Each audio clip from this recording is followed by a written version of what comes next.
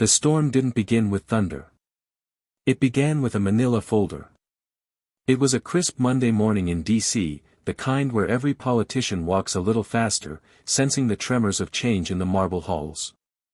Kash Patel stood outside the Capitol, holding that folder like it was a detonator. At first, nobody noticed. Just another former official with something to say. But inside that folder were documents that would make the press corps break their necks to listen. Patel walked into the Oversight Committee hearing room with no entourage, no theatrics. Just focus. Seated across from him were lawmakers from both sides, half expecting another partisan performance. What they got was the first domino. "I'm not here to speculate," Kash began, his voice firm. "I'm here to show you what was never supposed to be seen." He pulled a document from the folder and placed it on the table. "This is a classified memo dated March 2016. Signed. Reviewed. Buried." The room went still. One congressman leaned forward. "Who signed it?" Patel stared him down. "Barack Obama." Gasps rippled across the chamber.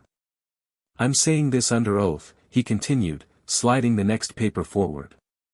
"This memo authorized covert surveillance operations on American citizens.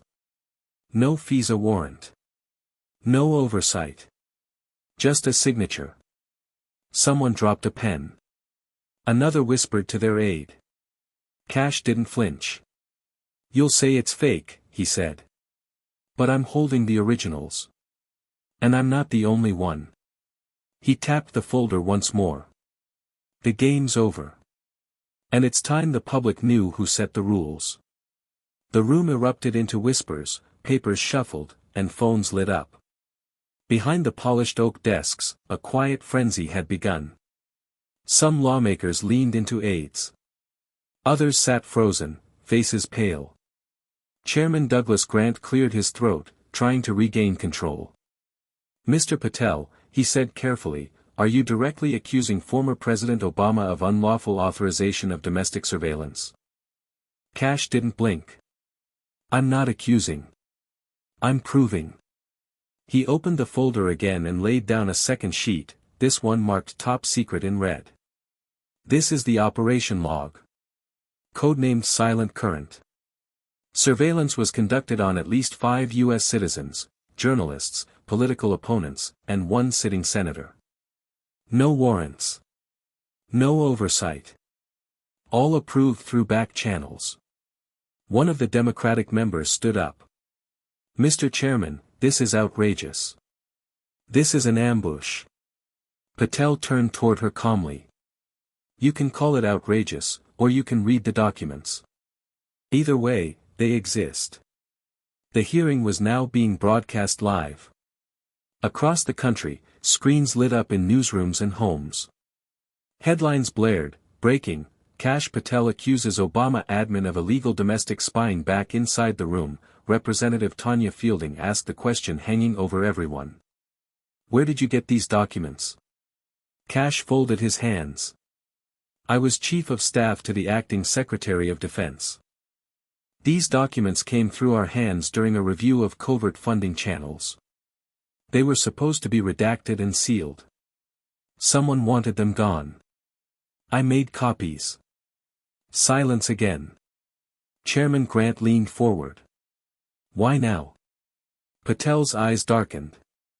"Because after what I've seen over the past year, I'm convinced the only way this country survives is if the truth comes out, no matter how high it reaches." Outside, reporters were sprinting to cameras. Inside, the hearing had turned into a live wire. And back in a quiet office in Georgetown, a former president sat watching the broadcast with a phone pressed to his ear, and no smile on his face. The committee room had fallen into a tense, hushed murmur. The kind of silence that only comes when the walls themselves are listening. Kash Patel flipped to the next page in his folder. "This," he said slowly, holding it up, "is a redacted operations index. But not my copy. Mine shows the original targets of Silent Current. And I want their names entered into the congressional record." The chairman's gavel hit the desk. Mr. Patel, you understand the gravity of this? These are sensitive. I do, Kash interrupted. And the American people have been kept in the dark long enough. He passed the document to the clerk. Cameras zoomed in as the names were read aloud: Senator William Harrow, vocal critic of Obama's Iran deal. Linda Rowe, investigative journalist, known for leaking drone program details. Gregory Monroe, tech executive who testified against NSA data sharing. Gillian Kurtz, whistleblower on foreign aid irregularities. Michael Tran, Obama-era staffer turned internal critic. The room was stunned. These weren't foreign threats, Patel said. They were citizens. Some were inconvenient. Some were too close to the truth. But all of them had their communications swept up, catalogued, and stored. A Republican congressman leaned back, his face pale. Are you saying Obama weaponized national security tools against civilians? I'm saying it was standard procedure in his second term, Kash replied. And I have memos that prove senior advisors were briefed weekly on the data being collected. The chairman interjected, clearly shaken. Do you have those memos here? Patel tapped the folder again. I have some. The rest were held by an internal review team. Most have been destroyed, but not all. Suddenly, Representative Fielding, the same Democrat who'd objected earlier, raised her hand. If even half of this is true, she said slowly, we're looking at a constitutional crisis. Kash nodded. It's not just a scandal. It's the blueprint of how power was abused. And unless we stop pretending this didn't happen, it's going to happen again. From the back of the room, a reporter shouted, is this going to lead to criminal referrals? Kash looked directly into the camera. It better. As the hearing spiraled into chaos, the media outside had gone into a full-blown frenzy. Helicopters hovered over the Capitol. Cable news ran constant split-screen coverage, Patel in the hot seat on one side, Obama-era officials ducking press questions on the other. But behind closed doors, the ripple effect had already reached Langley. Inside CIA headquarters, Director Emily Monroe stood in a dimly lit conference room, arms folded tightly, watching the hearing on a muted screen. A deputy stepped in. Ma'am. The Patel leak, it wasn't a leak, Monroe said coldly. It was a controlled burn. Someone gave him those files. Should we deny it? No, she said. We stall. Denials won't hold. Not with documentation. I want a risk assessment. Now. Who's still alive from that operation? The deputy hesitated. 2 out of 6 architects are in the country. The others, disappeared, retired, or went private. Monroe didn't flinch. Get me everyone. If Patel's naming names, we need to know which dominoes are about to fall. Back at the Capitol, Kash was now holding up a black-bound booklet. This is a debrief log from a private contractor tied to Silent Current, he said. Page 17 contains summaries of internal discussions between White House counsel and intelligence liaisons. He read aloud, confirm executive approval from, to extend monitoring window another 60 days. White House legal aware, no objection. Was circled in red ink. Representative Tanya Fielding interrupted, her voice shaking slightly. Are you alleging that President Obama not only knew, but directly extended the surveillance of these individuals? Kash stared at her. No. I'm not alleging. I'm reading. Fielding leaned back, her hands trembling. Then, another voice chimed in, unexpectedly. Representative Julian Marks, a moderate Democrat who rarely spoke, said quietly, this hearing is no longer about oversight. It's about national integrity. Across the room, aides whispered nervously. A subpoena was already being drafted. Whispers of a special counsel were growing louder. And far across the Potomac, a security detail was being dispatched to a private estate in Martha's Vineyard. Because if Patel was right, and if what came next in that folder was worse than what had already been revealed, then the game wasn't just over. It was about to be blown wide open. A sleek black SUV rolled quietly through the gated entrance of the Obama estate in Martha's Vineyard. Secret Service agents, normally calm and poised, moved with unspoken urgency. Inside, Barack Obama sat in his study, phone in hand, the Patel hearing still playing silently on a flat screen across the room. His expression was unreadable. He ended the call with a sharp sigh. Valerie Jarrett stood in the doorway, arms crossed. "They're not backing down," she said. "He has more." Obama nodded once, slowly. "He's been sitting on it for years. Waiting for the moment." Jarrett stepped closer. "If the memos from counsel's office surface, the fallout's not just political. It's legal."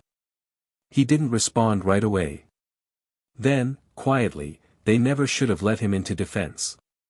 Meanwhile, on Capitol Hill, Kash Patel was preparing to drop the next payload. He held up a thick document stamped "Eyes Only." "This is a transcript from a July 2016 closed-door meeting between the Director of National Intelligence, White House legal staff, and senior surveillance officials," he said. He flipped to a page. "Continue passive collection on flagged journalists. Any formal FISA will draw heat. WH authorizes verbal extension protocol for internal review only." The room gasped again. Chairman Grant spoke up, nearly whispering, "Verbal extension protocol? That's illegal." Patel nodded.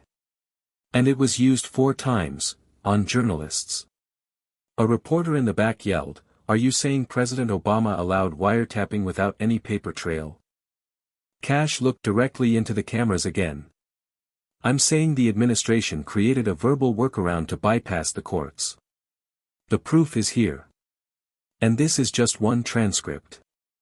There are more." Suddenly, a commotion at the back of the room. A House staffer rushed forward and handed a note to Chairman Grant. He read it silently, then looked up with grave concern. "This hearing is suspended immediately," he announced. Gasps and shouts followed. Reporters scrambled. Cameras clicked. Patel calmly closed his folder and stood. But before walking out, he turned back to the microphone. "You can stop the hearing. But the evidence isn't going anywhere. Neither am I." Outside the hearing room, a dozen federal agents were now guarding the Capitol perimeter. And somewhere in D.C., a sealed grand jury file had just been reopened, for the first time in nearly a decade. The sealed file was marked only with a number, GJ 1179 OB. It hadn't been touched since 2017, when it was quietly buried under national interest provisions. Now it sat open on a mahogany table inside the U.S. Attorney's Office for the District of Columbia. 3 prosecutors stood over it in silence. Assistant U.S. Attorney Dana Kessler was the first to speak. "These names line up," she said, flipping pages. "The same journalists Patel listed. The same timelines. The same language, verbal extension protocol." Her colleague looked up. "So it wasn't a conspiracy theory?" "No," Dana said. "It was policy." They didn't know yet that Patel had already handed a full digital backup to 3 independent investigative teams, all ready to go public if anything happened to him. Meanwhile, in a secure location outside D.C., Kash met privately with 2 Republican senators and a federal judge who had once been briefed, then silenced, about silent current. "I need whistleblower protection," Kash said bluntly. "Not just for me. For everyone else who saw what was happening and kept their mouths shut out of fear."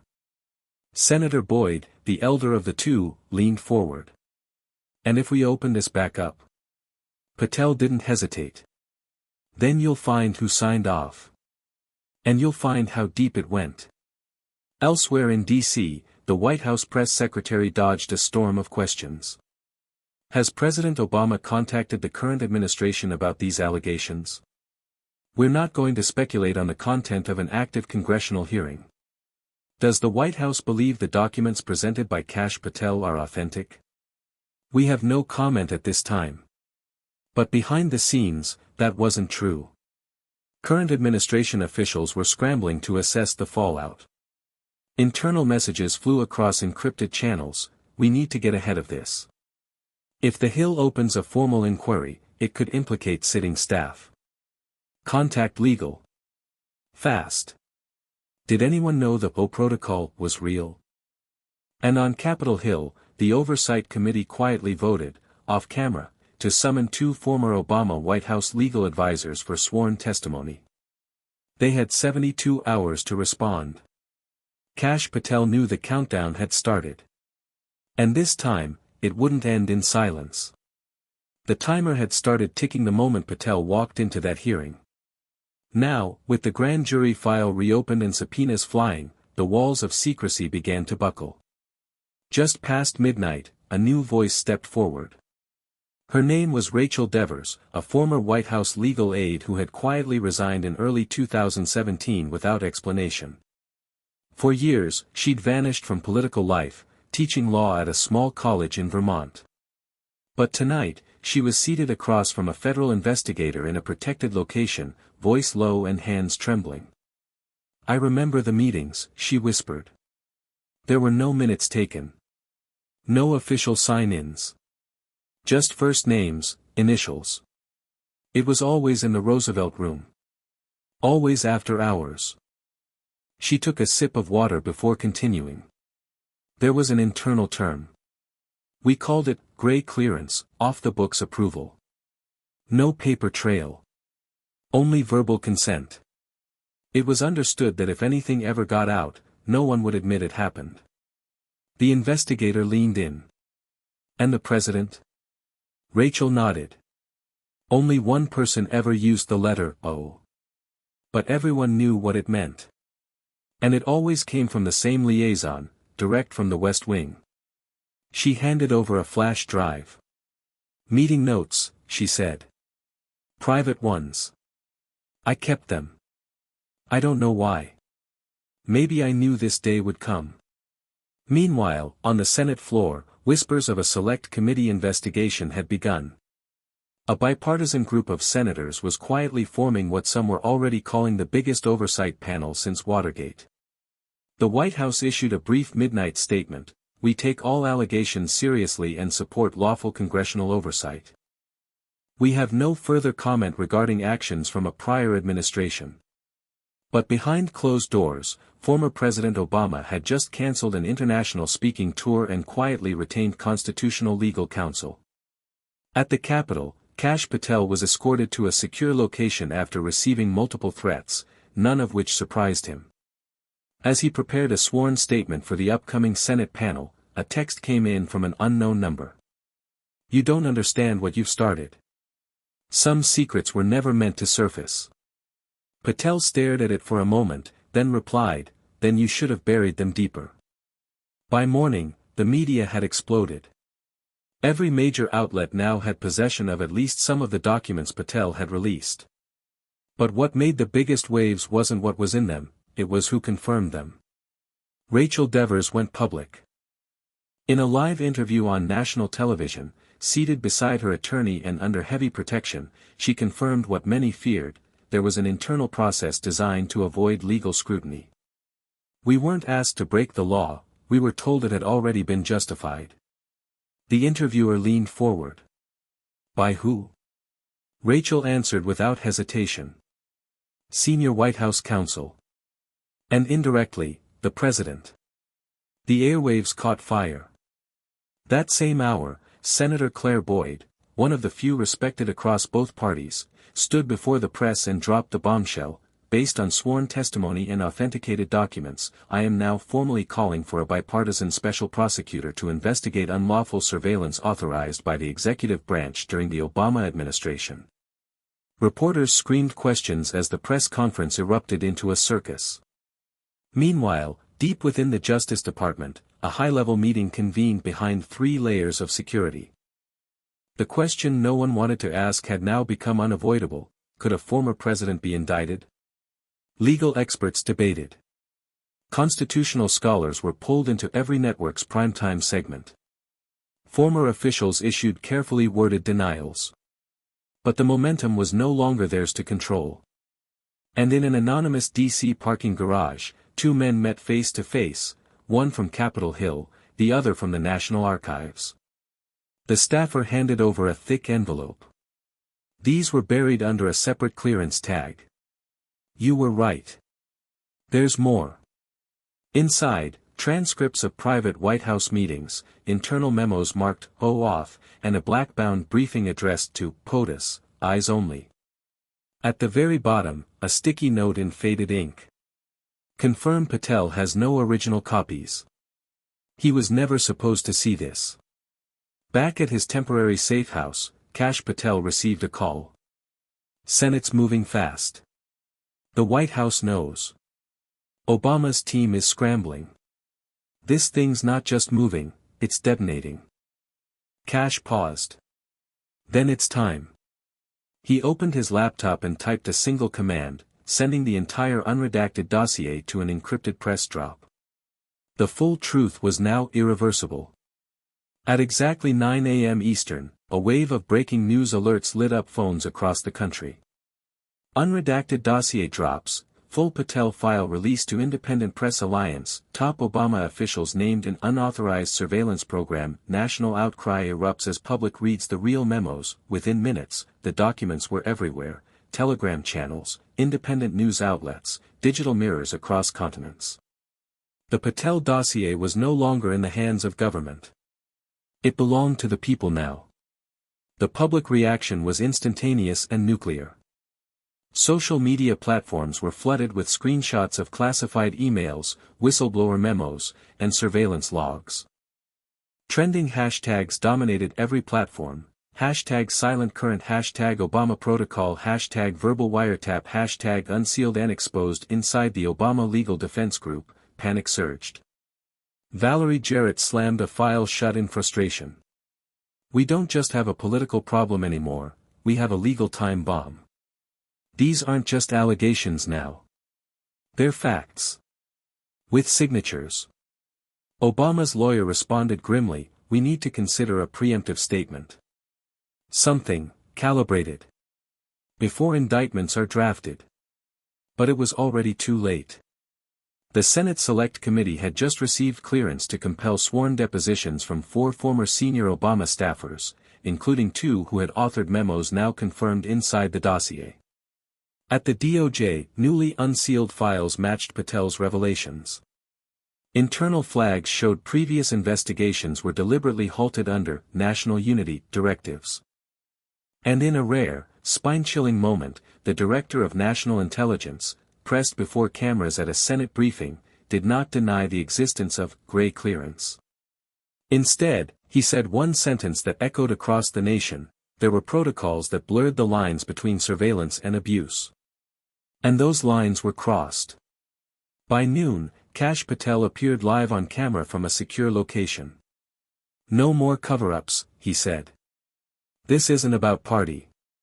This is about a system that believed it was above the people. And it ends now. Reporters pushed forward with questions, but Kash leaned closer to the mic, and for those wondering what comes next, there's still one more piece. He held up a small flash drive. The recording. The world held its breath. Every major network broke into live coverage as Kash Patel, seated under protective detail, raised the flash drive between his fingers. This recording, he said calmly, has been authenticated by multiple forensics experts. The voice is clear. The context is undeniable. And it takes everything we've uncovered, one step further. He inserted the drive into a laptop. On screen, a simple waveform. No images. Just audio. Patel pressed play. Begin recording, male voice, so we'll just do the extensions off record. Second voice, steady and unmistakable, we're not filing anything formal. Not now. Just verbal. Quiet extensions. My office will handle oversight, internally. First voice, and the boss is good with this? Second voice, oh, signed off this morning. Papers rustling, a pause, second voice again, this doesn't exist. Understand? End recording. The silence after the playback was deafening. Experts would later confirm that the second voice was Ben Rhodes, former Deputy National Security Advisor. The meeting was cross-referenced to a July 2016 off-calendar White House discussion listed under Informal IC Strategy Briefing. The words, "Oh, signed off," became a flashpoint across America. Congressional leaders from both parties were now demanding immediate sworn testimony. Legal analysts confirmed what many feared: the chain of accountability pointed to the very top. That night, Senator Claire Boyd stood on the Senate floor and said what no one had dared to say in public until now: if the evidence continues to hold, we will have no choice but to consider criminal referrals, including one for a former president. Outside the Capitol, candlelight vigils clashed with protests. Some called for truth. Others cried betrayal. But everyone now agreed on one thing: the game was over. And in a quiet office in Vermont, Rachel Devers watched the final hearing broadcast through tears. She wasn't crying from fear. She was crying because, after all these years, someone had finally listened. Back in D.C. As Patel packed his things under federal protection, an aide handed him a printed headline: "America reckons with its shadow government, the Patel dossier changes everything." He smiled faintly and said only, "About time."